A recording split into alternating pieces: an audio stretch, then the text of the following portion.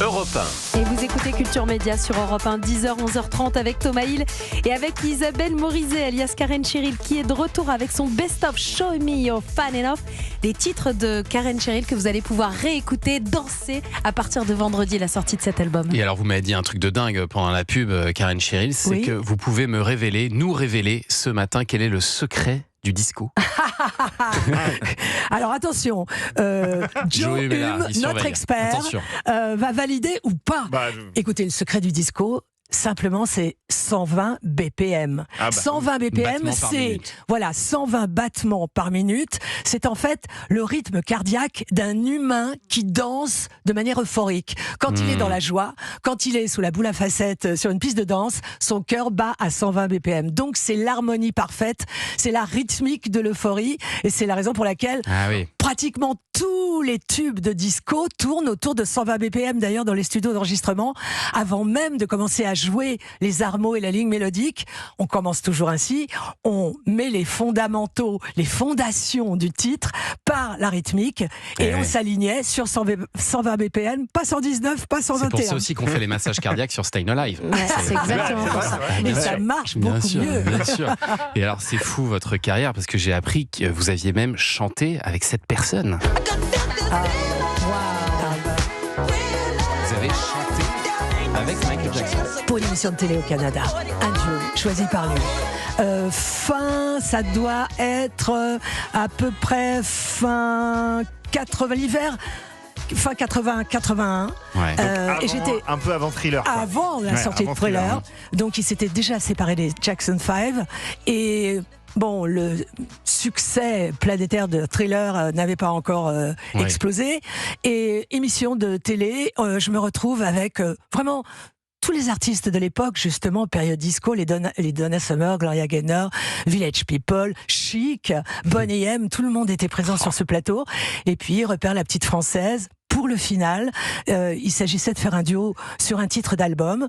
Il vient, c'est son producteur, qui vient me faire la proposition. Vous imaginez bien, je n'en crois pas mes oreilles. Donc j'ai 24 heures pour apprendre le titre, et finalement j'ai enregistré dans les bras de Bambi, lové contre lui, cerné par les Luma, qui étaient les premières caméras qui se déployaient comme ça, qui traversaient les airs. Les Village People assuraient les chœurs, et on avait enregistré, alors l'émission était en direct sur un gros plateau de télé, mais on avait fait des séquences dans une église désaffectée, et j'étais dans les airs, dans les bras de Bambi, avec les Village People également sur des plateformes dans les airs qui chantaient. C'est fou. Moi, je veux voir ça. J'écoute ça, j'ai l'impression que c'est un film. Mais oui. Alors vous savez ce qui est revenu, ce qui a rejailli sur TikTok il y a très peu de temps, mais c'est pas encore le clip, et je ne désespère pas avec Michael Jackson. C'est une chanson que j'ai interprétée en 85, et ça tourne beaucoup sur TikTok en ce moment, devant Thomas. Écoutez bien, Sinatra, Dean Martin. Roger Moore, Whitney Houston, Julie Andrews, Black Edwards, Sammy Davis Jr. C'est un truc de fou. Et le clip tourne sur TikTok en ce moment. Donc, il me reste juste à trouver la vidéo avec Michael. Mais quelle carrière. Quelle carrière les images de ça. Karen Cheryl. On va continuer en musique. On va continuer à parler de musique avec Joe Hume, justement. Un gros live qui vient de débarquer là sur Netflix, Joe. Mais oui, Dépêche Mode à guichet fermé au Mexique, mais dans votre salon.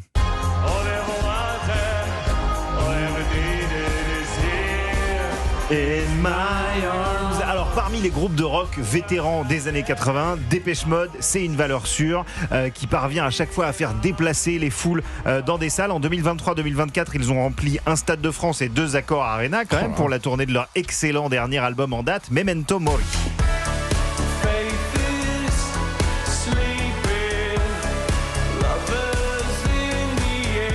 Retour, oui, clairement. Oui, on est vraiment complètement là-dedans en ce moment, et c'est devenu une tradition très attendue par les fans. Chaque tournée de Dépêche Mode est suivie d'un album live et d'un film.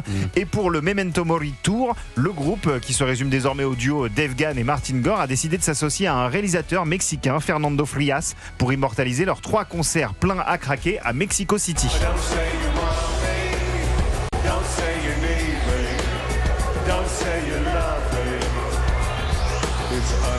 Et alors entre les prestations qui sont pleines d'énergie électrique de Dépêche Mode, Fernando Frias, le réalisateur, donne la parole aux Mexicains, aux fans qui s'expriment entre chaque chanson, en espagnol donc, des fans qui dressent des parallèles entre leur culture et les obsessions thématiques de Dépêche Mode. Et puis il y a des lectures de poèmes mexicains aussi qui apportent une lumière nouvelle sur certaines des chansons du groupe. On est témoin d'une symbiose spirituelle en fait entre le public et les musiciens, c'est très beau.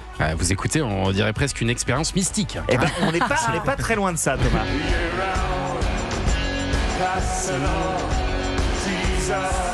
Alors oui, il y a évidemment beaucoup de tubes dans ce live, je vous le dis. Alors même si je sais qu'aujourd'hui on parle beaucoup du fait que le public est moins attentif qu'avant, qu'il faut que tout aille vite, qu'on doit pouvoir regarder un épisode de série télé tout en faisant autre chose, qu'on n'écoute plus les albums en entier, moi je vous en conjure, prenez juste 1h30 de votre temps pour vous plonger dans ce concert Dépêche Mode M sur Netflix. Vous vous laissez envahir par la musique du groupe et par les voix mexicaines qui viennent se glisser entre les chansons. C'est la promesse d'une expérience à la fois pop et effectivement un peu spirituelle. Carrément spirituel. Dépêche Mode M, c'est donc à voir sur Netflix. Merci pour cette recommandation. Avec plaisir. Joe, j'ai une autre recommandation pour vous, c'est évidemment d'écouter l'album de Karen Cheryl qui vient